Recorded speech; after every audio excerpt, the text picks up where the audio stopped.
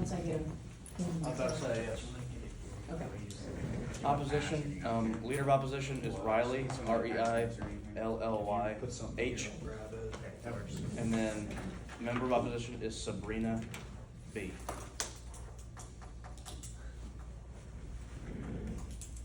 How's it be? Allison.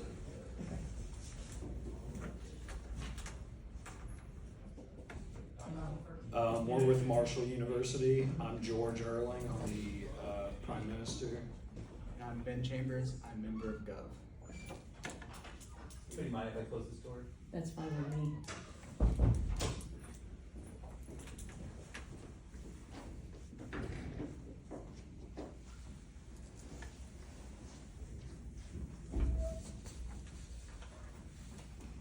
Are my opponents ready? Whenever you are, sir. Judge ready? All right, let's go on ahead and get into it. So to start off, I of course want to give out a blanket of thank you to everybody for being here. Firstly, thank you to my wonderful audience for being here. Very happy to have some people to give this piece to. Thank you to my teammate for being here. It's been really good so far. Glad we're getting to do this fourth round debate together. Thank you to my esteemed colleagues here on the opposition. Very happy to be debating against you all. And thank you to my judge for being here and taking your time out of your day to judge. Very much appreciated. So with all that out of the way, let's go on ahead and take a look at the resolution that we have been given. The resolution we have been given today is this House should penalize for-profit organizations that hire unpaid interns. Now, I of course will be supporting this resolution, but firstly, to get some things out of the way, I want to do some resolutional analysis and go into some plan text, as we are defining this, of course, as a policy round. And with that policy round in mind, we're going to be looking at net benefits overall for people. So let's go ahead and get into it. So firstly, to define this House, this is of course going to be the United States federal government. This is just specific to America. So to get into the specific plan text here, the actor that we are going to see is a law that is passed by Congress and signed by the president. Now to get into the specifics of the mandate. So what we are proposing as our mandate is organizations will be fined for 5% of their monthly profit each month for if they have an unpaid intern or unpaid interns. So this way we can see that this will be a financial penalty on them if they continue to have these unpaid interns. Specifically, just to reiterate, 5% of their monthly profits each month that they still have an unpaid intern. Now, the enforcer of this is going to be the U.S. Department of Labor. The funding for this, there is no funding needed, as this is just a policy that's put into place. We don't need to fund anything specific. And for the timeline, I would like to enact this in January of 2023. The reason for this is this should give plenty of time for organizations for for-profit organizations to make sure that they do not still have any unpaid interns. This gives them a few months to be able to make sure that they have everything in order. It'll be started in the new year. It will be announced now so that these organizations are aware, but this will give them plenty of time to get all the specifics out of the way. Now, with that in mind, I would like to go on ahead and look at some of the advantages that we are going to see come from what we are proposing.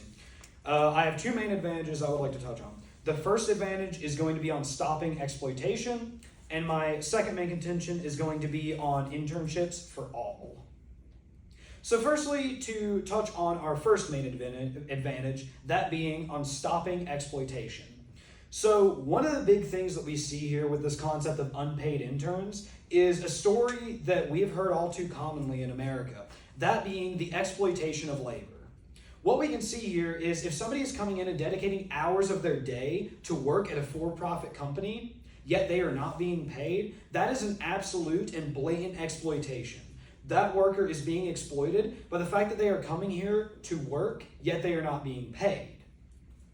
So we can see that this is one of the major issues that we see, and one of the big problems with this is that this isn't something that has been combated enough. We need to see more resistance from this, possibly even see something about these interns getting much more support, whether it be from a union or from just any sort of organization or group. They can get more support if they are paid, if they are on the payroll of the organization that they are doing the internship for.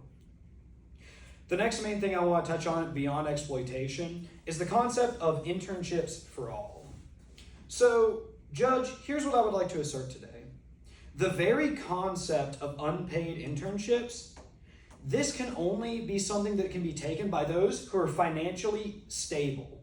Beyond even financially stable, they will typically have to be in a stable point of possibly their family. We can see that there is only a very selective group of people that can actually take these unpaid internships. Because yes, while there may be many people who take these, we can see that there are many people who are unable to. See, as these people have less responsibilities, this is simply not the case for everyone. We can actually see that, as it's well known, college students, typically speaking, we need money. We're in a tough situation. A lot of us have to take out loans. It's a very tough situation to be in. And so if we're giving our labor and receiving no profit in return for it, it's simply not an option for so many people. To give a specific statistic, we can actually see that 1/3 of college students face food insecurity. That's from CNN. One of the main reasons for this food insecurity is a financial issue. If we can see that these people are in suffering conditions where they cannot fund their own existence, then they simply don't have the choice to do an unpaid internship. And the problem with this is it limits where all they will be hired in companies. Yes. Just a quick question. Is that 1/3 of college students facing food insecurity all unpaid interns? Or is it all college No, students? just all college students. Yeah. Yeah, to go ahead and clarify on that, I am talking about college students in general, as typically we see that unpaid internships are taken by college students. Many college students pursue unpaid internships. However, what we can see here is that the problem is that since 1/3 of these college students face food insecurity, they simply cannot have the reasonable opportunity to pursue an unpaid internship. What does that cause in the long run? What that means is that these for-profit companies that have these unpaid interns, if you get in there early on as an unpaid intern, it's typically likely that you will have good standing in the company and that there's a chance you can get hired down the line. However, Judge, I would like you to compare this to somebody who can't do an unpaid internship. They work hard and hard. They take out loans, and then once they get their 4-year degree, they can't get a job at the company they want. Why? Because they did not provide exploitative and unpaid labor. It is simply an exploitation of the lower and lower middle class. As we can see that so many college students are simply not able to take the opportunity of unpaid labor in unpaid internships because they need that money. They can't just be giving away their time. They don't have any time to offer. They have priorities with food. They have priorities with money. They have priorities with their families. Judge, if we do not pass this policy that we are proposing today, we are just going to see this exploitation continue further. So, just to reiterate, firstly, if we want to stop exploitation of unpaid labor, one of the biggest things we need to do is pass this policy. Secondly, if we want to make internships for all and not limited, we need to pass this policy. Thank you.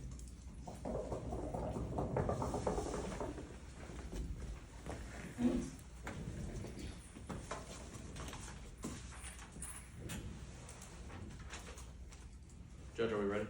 Opposition? Wonderful. Well, again, I just want to reiterate the blanket of thanks that you all have given. Judge, thank you so much for being here on a Friday evening, albeit dark at 7 p.m. already. I hate that. And thank you, opposition, for giving us some fantastic class, and I hope a great discussion about this topic overall. I hope we're all learning, and that's why we're all here. I just want to jump straight in, Judge. I hope I didn't spend too much time with the pleasantries, and we would like to agree with their one definition of the House being the United States federal government. However, with this policy case, I think we're going to find very quickly that this is too nebulous, Judge. This is far too outreaching, far too outgoing.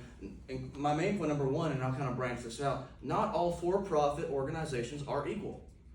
And again, there was no definition of a for-profit organization by the government when this started, so we have to assume that this is all for-profit organizations, including the mom and pop shops all the way to Walmart, okay? We are simply saying, look, this governmental policy that they have said will affect every for-profit business should not have the effect on a mom and pop shop to say, look, if this unpaid intern, who you might know through a family friend and is working to get some experience so they can put it on their resume, which is one of the things that a benefit of unpaid internships does give you, they say, hey, now since we have to hire him, he doesn't have the internship, he doesn't have the position. Now again, I know that's just one second, sir. Yeah, of course. I know that it's just one risk case, but I guarantee you that's more far than few between. Your question, one of two.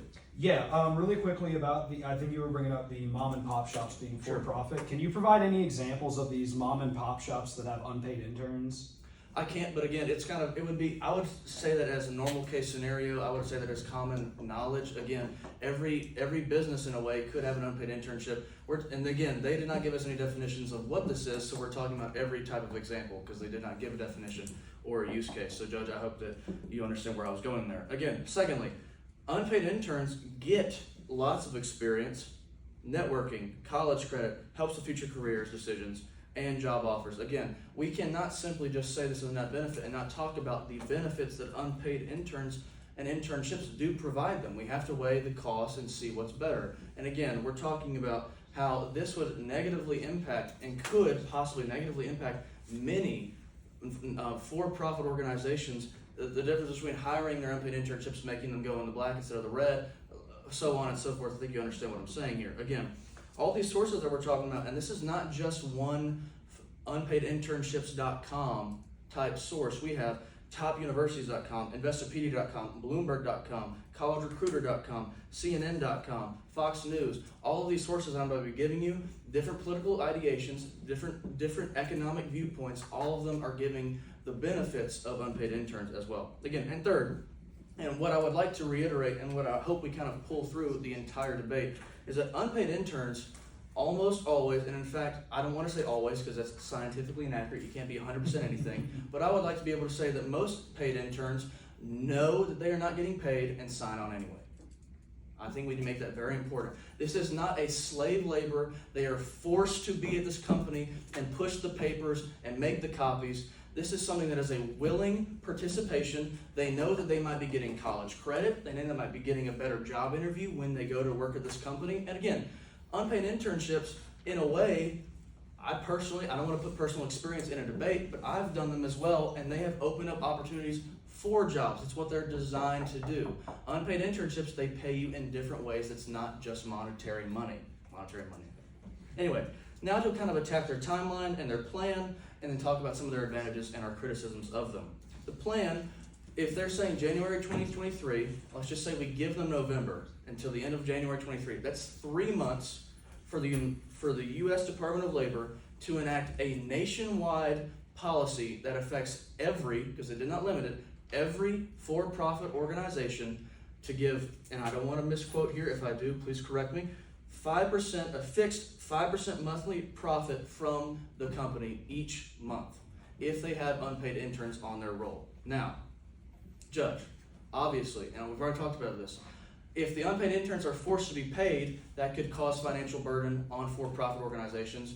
And then also, if they make companies who have unpaid interns pay their more than they already are paying to governments, more money because they have unpaid interns, that's also another financial burden. And it's not a net benefit, that's a net negative for these companies and also for these interns because they would not be getting that experience. They would simply not have a job because if they can't hire the interns at all, they don't have the job to begin with instead of getting the experience, the college credits, the help with future career decisions, the things I've already mentioned. And again, also talking about the funding, I know that I understand where they're going with zero funding for this, but again, this is a policy that's going to be passed through enforced by the United States Department of Labor, staffed by both Congress and the President. There is cost in making a law, making a sweeping nationwide change affecting all Americans who work in a for-profit organization. There's no possible way, it's not tenable to say that it will be $0. This will have financial ramifications, both negative and positive, but more negative in our case. So again, now we're going to talk about their advantages they listed and kind of give you why you should vote in our favor. Talking about stopping exploitation and talking also about interns for all. I like how you worded that, by the way. I wanted to say that publicly. Stopping exploitation. The exploitation of labor, work without pay. Again, I would like to posit, Judge, if you want to look at it the other way, that's fine. But this is a willing participation to work at a for-profit organization in this context, in this debate, to then get college credit experience, things I've already listed, all the positives, all the benefits, if you will, of being an unpaid intern. So we've already talked about how this is a willing, responsible decision made by someone who is able and willing to do it. And then talking about interns for all and the financially stable being able to do this, again, there's no real argument here. Yes, if you're able to work somewhere without having to get paid, then fantastic. But again, I have a question for you, Judge, and I have a question for opposition. Is every unpaid intern a college student? No. Is every unpaid intern food unstable? No. Is every for-profit college student, is every unpaid intern food unstable? Is every unpaid intern not making money somewhere else? There's no accounts for all these different variables. It is a blanket policy on something that simply has too many variables and things that should not be done. Again, so Judge, as I'm looking through this, not all for-profits are equal. Unpaid interns, they do get many benefits that may not be money-wise, but they are still helping them in their careers. And then unpaid interns have weighed the cost and chosen it instead. So, looking at their plan and how we kind of critiqued it, 3 months does not seem tenable to have a nationwide policy for all for-profit organizations. The U.S. Department of Labor, while that will probably be the enforcement agency, and the staffing Congress of President, we accept both of those things. The funding we have a problem with, there's no way this costs $0 for the American people. And again, stopping exploitation and the interns for all point, I think we responded equally to those and given you good clash. So we hope you go in the favor of the opposition.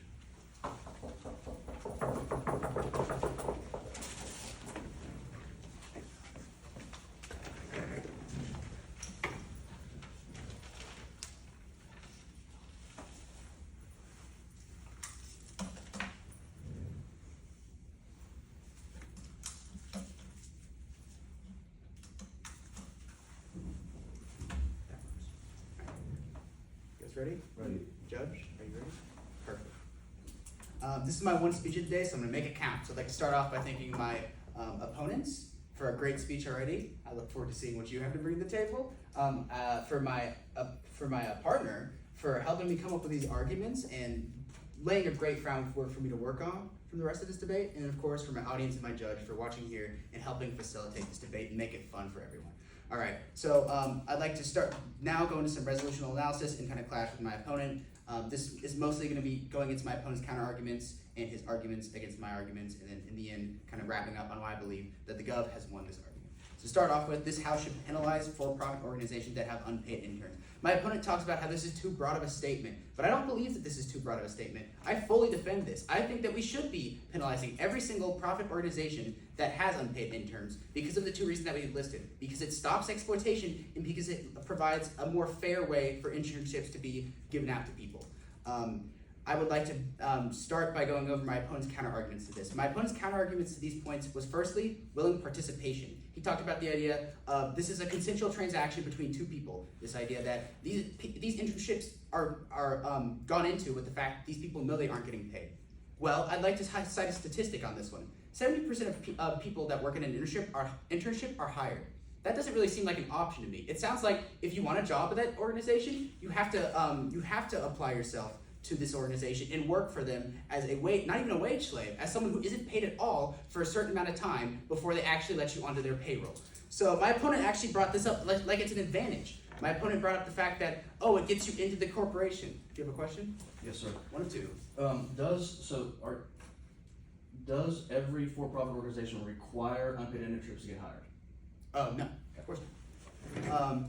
So, like I said, it isn't a blanket. It isn't a blanket rule like every organization does this. But this was a statistic that I cited from Zippia, which shows that it is something that happens. So it's a very serious consideration. If you're getting offered this position and you want a job at this company, there's a very high likelihood playing the odds that you have to work for a good amount of time as an exploited labor without any payment at all. And isn't that part of the American dream, Judge? Isn't part of the idea that we should be able to get paid for our work? My opponent brings up this idea that you're getting paid inside experience, that you're being paid inside college credit. Well, I mean, first of all, I'd like to talk about the point of experience. On the point of experience, all jobs are being paid for experience. Instead, every single job, you can put on your resume that you had experience at this job. Why are we allowing these big corporations or any for-profit organization to take advantage of these workers just freshly entering the field? These are people that are new, many times new. They're college students, or like my opponent pointed out, not always college students, but they're many times new to working in the field, and they're being exploited by these companies. This is not a fair thing to happen, and frankly, Judge, I'd just like to point out the fact that, like I said again, you are paid an experience for all jobs. So why not be paid for in labor like you should be in all jobs? In the end, if you're giving something to this company, if you're providing them something, they should be able to cough up a wage for you. That's how this system works. That's how these transactions work. There should be no reason that it shouldn't be. My opponent brings up this idea of mom and pop stores. First of all, I'd like to bring up the fact that mom and pop stores don't give out the majority of internships. These are going to be given out by big companies like Walmart or like doctors' offices. These are not Walmart, but like doctors' offices or these companies that make huge profits and can actually bring people in for specialized labor learning. So there is an element of learning, but why not make payment instead? Just because we're allowing this penalization doesn't mean that interns will stop existing. It just means these interns will be more fairly paid for their labor. My second point is about internships for all. My opponent didn't really do a very good counter argument about this. His main point was about the idea that not all unpaid interns are poor or college students. This is true. In fact, most unpaid internships aren't poor. And you know the reason behind this? Because in the end, it's hard to be poor and work an unpaid internship. Because in the end, if you're poor and you're only living by paycheck to paycheck, how are you supposed to give up more of your time? If you're working 2 jobs, how do you pick up an unpaid internship as well? That's more the time out of the day when your time is money. You're giving your money to this cause, your time to this cause, and not getting any fair payback for it. And because of this, we're seeing an issue of poor lower class people not getting these good jobs because they didn't come in as an internship. Judge, like I explained before, 70% of people with an internship are hired at that company. It's important for people to work in that company to make connections, but we are actually shutting out the poor from making these connections if we allow for profit organizations to not pay their interns. So now to go over my opponent's arguments for their case.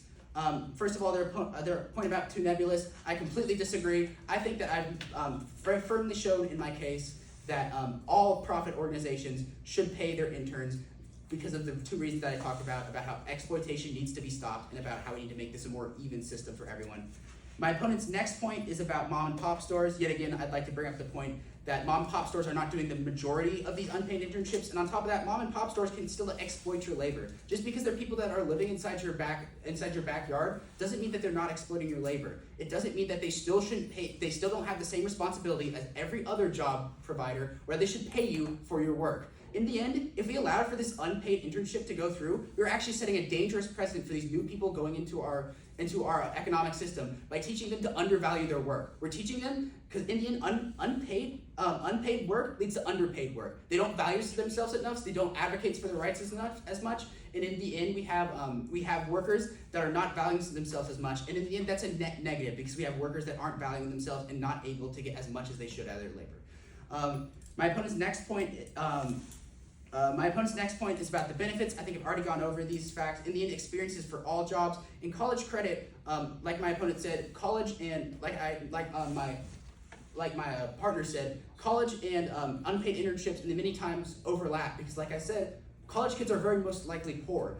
Like we said, a third are facing food insecurity, and even more are having to work another job so they don't face food insecurity. Why should they have to give up time in their already busy schedule without the promise of compensation, Judge?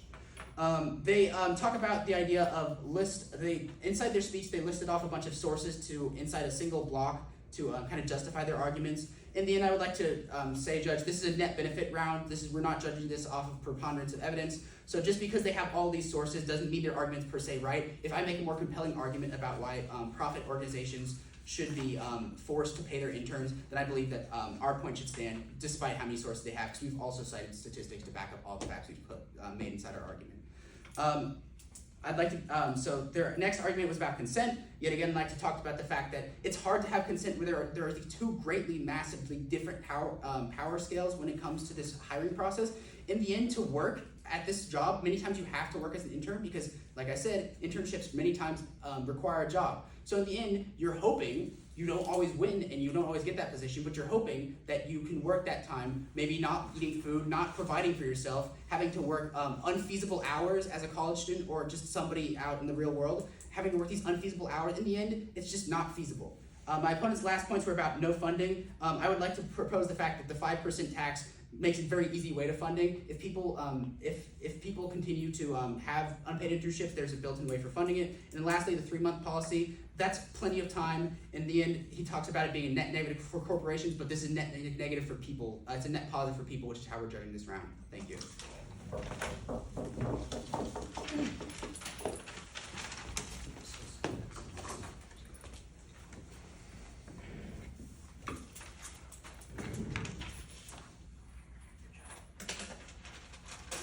Judge, are you ready? Government? Yes. Okay. Let's get this going. Thank you all for being here today. Thank you, Judge, for giving up your Friday night, for being here. Audience members, for giving us someone to yell at, so we're not screaming into the void. I'd like to thank the government for being here to give us someone to clash with, my partner for being such an amazing person. Okay, let's get into some of the nitty gritty again. They talked about the fact that this is not a broad statement by covering all for-profit companies with this. Again, I'd like to bring up a point that my partner has brought up, that all for-profit companies are not built the same. We brought up the fact that mom and pop shops and Walmart are two different corporations in its entirety. Now, when we talk about mom and pop shops, we're talking about unpaid interns within that company, which usually happens to be their children even. So these children are raised in these mom and pop shops and they are working unpaid as interns. Because again, unpaid intern was not defined by the government, so we can define it however we feel like. Unpaid intern is anybody working for the company not getting paid. So these mom and pop shops now have to pay their children to work in these companies, right? So how is that going to affect their bottom line? Are they going to have to close their doors because they cannot financially support paying their children at least minimum wage in addition to everything else, instead of just letting them help the families? So again, this is a broad statement and should not be passed through. I'd like to go over their main points of being exploitation of labor. Again, my partner brought this up, that is a willing choice. They have a choice to do it. Now I'd like to bring up a point that the government brought up this last time with the 70% of interns are hired statistic. Again, we brought the question in, is it required to have an internship to be hired by these companies? They said no, it's not a requirement. So again, at the end of the day, it's still a willing choice for these interns to go into there knowing they're not getting paid. I'd also like to bring up the fact that this is covering all interns in general. These are paid interns and unpaid interns. I have a statistic that says only 36% of interns, unpaid interns, are hired immediately after their internship ends. I'm sorry, my bad, I misspoke there. 43% are offered a job when their internship ends, while their number of 70% covers, again, paid internships as well. I'd like to go back to their point about internships for all, which is their second main point. They talked about food insecurity. 1/3 face food insecurity. College students face apologies. 1/3 of college students face food insecurities. This is a non-point. We're not talking about food insecurity in colleges. We're talking about unpaid internships. So them bringing up the fact that 1/3 of college students have food insecurities is again a non-point and should be stricken.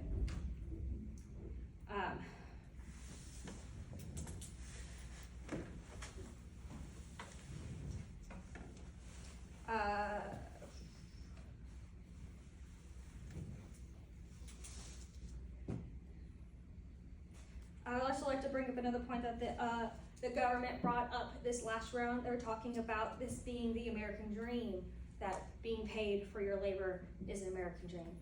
Again, we're not just talking about physical money, we're talking about experiences. And again, 36% of interns are working in autonomous work within these companies that they are working, that they're interning for. Again, this is unpaid interns only. These jobs allow them to watch and learn from a mentor without having all these other responsibilities on top of that. They're learning and gaining these experiences. They're gaining networking opportunities, which is very important. And that's from top universities in 2022 and Investopedia.com in 2020.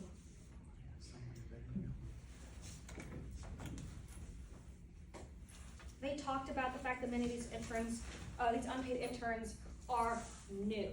They're new to the workforce. Again, this is a blanket statement, which isn't true. There are many older people who aren't college students who are taking these unpaid internships so they can gain this experience for future endeavors. Unpaid internships overall allow for these workers to gain these experiences they needed, and without having unpaid internships, we take them out completely, we wouldn't have as many opportunities for these experiences as a whole.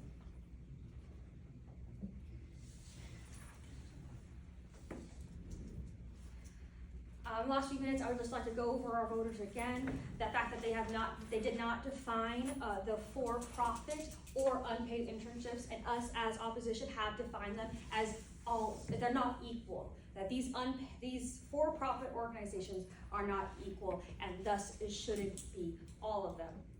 They also defined unpaid internships as anybody working for the organization that's not being paid, which includes in mom and pop shops, their children. Their first main point, talking about the exploitation of labor, we have beat this point by saying it's a willing responsibility and choice that they choose to do. They sign these contracts, they choose to do these unpaid internships. They talked about their second main point being interns for all, and the fact that they're not financially stable and able to do it, and that they're college students and with food insecurities. Again, this is a blanketed statement that isn't true. Which again is covered by the fact that these people are willing to do this. They're willing to take this time out of their day, out of their weeks to work for these organizations to gain these experiences overall.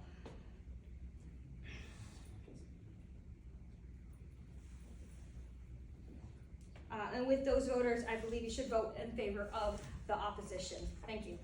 Could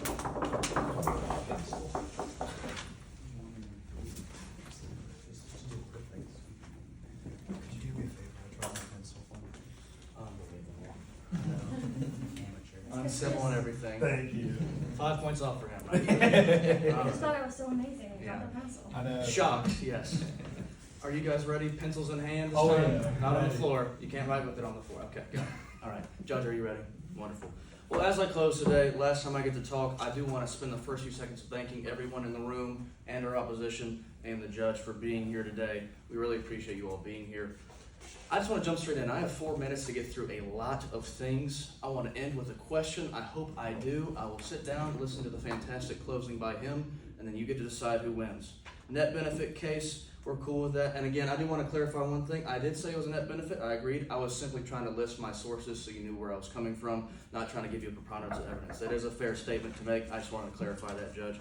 I want to get through our voters. I want to kind of make sure that we understand where we are, kind of maybe preemptively talk about some things they're going to counter with, and then I'll sit down. First, and most importantly, I want to go straight to something they've been talking about. They're one of their main voters. One of their main points they're going to be making is this will be stopping exploitation. And I have a question, and I want to kind of sit this throughout the way.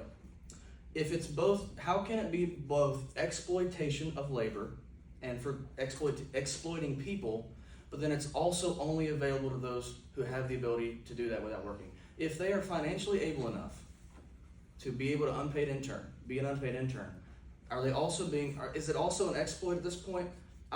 Exploitation seems much too harsh of a word, and in fact, I would even say that it can't be both exploiting people for work if those people themselves are doing this willingly, A, which is a point that we're making, it's a voter we'll have, and B, they have made the point, not us, opposition has made the point that this is for people who most likely already have another income source to be. So secondly, and again, my colleague has already kind of talked about this here, but the food security issue, while sad, and I see it every day at our community college, does not apply to the fact that this is an unpaid intern issue. So again, while we understand where they're coming from here with this point, I don't believe it's necessarily relevant to the overall discussion of for-profit organizations being penalized every time they have an unpaid intern, which is what this policy round is about. So kind of going through our voters and kind of giving you a statement before we begin and get through the rest of this.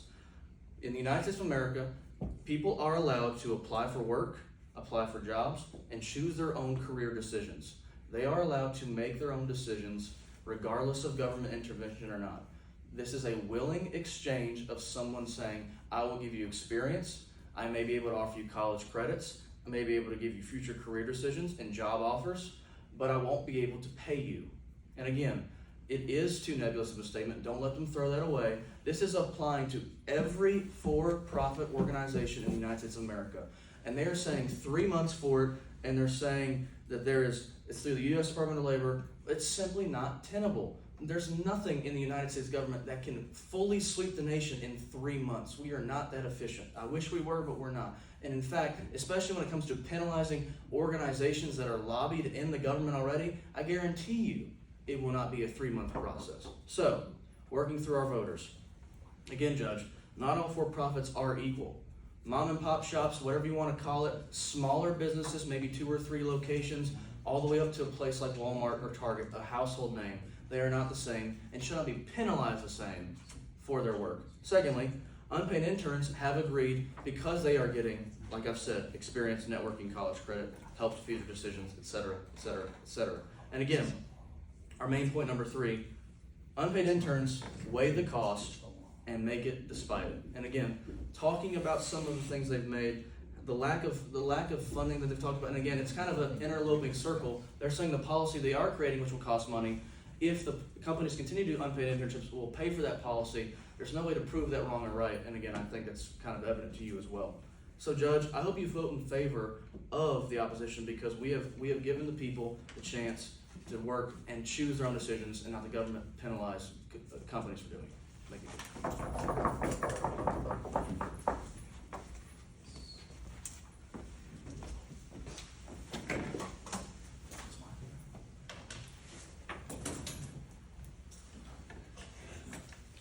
My judge and my opponents ready? Yes, sir. All right, let's hop right into it. What an incredible debate this has been. This has been a very important topic to discuss. I believe that the opposition has provided some interesting cases, but now that I've gotten that out of the way, thank you to everybody for this. I would now like to go on ahead and get into this. So, to be specific, I would like to start out by touching on some of the things brought by my opponents. After doing this, I would then like to show you, Judge, my voters and why you will be voting in favor of the Gov today. So here's one of the things I want to bring up. My opponent brings up that in these mom and pop shops, typically, they will have a child that will maybe work for them or with them, and they don't pay them because it's their kid.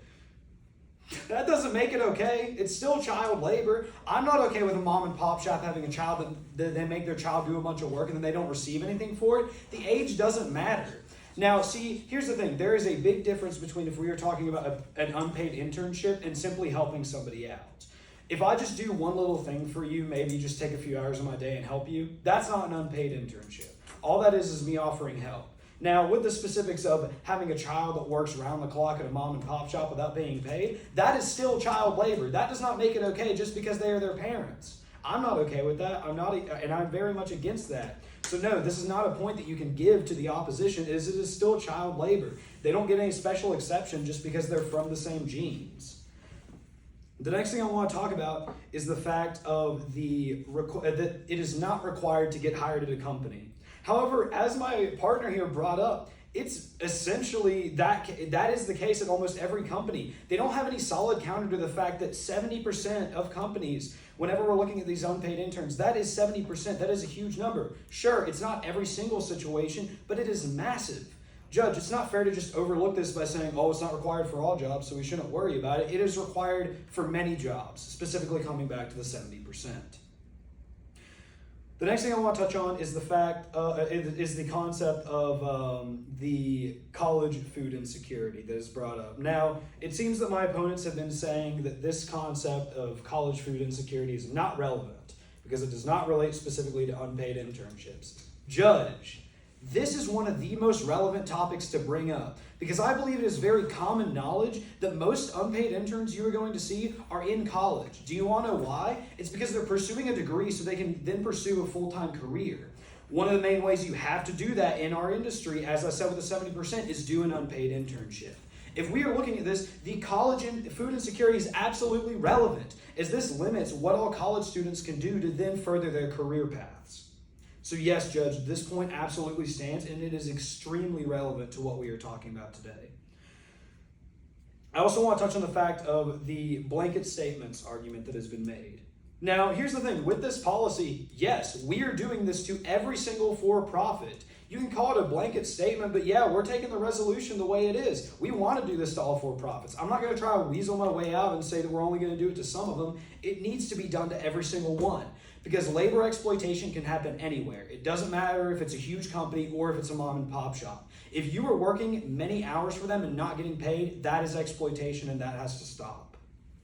Here's the other thing I want to talk about. My opponent says that how we have brought up the point that there are only certain people that get exploited, as we've said that many people who are in food or financial insecure positions can't take these unpaid internships. And so these people are more wealthy and they can handle it.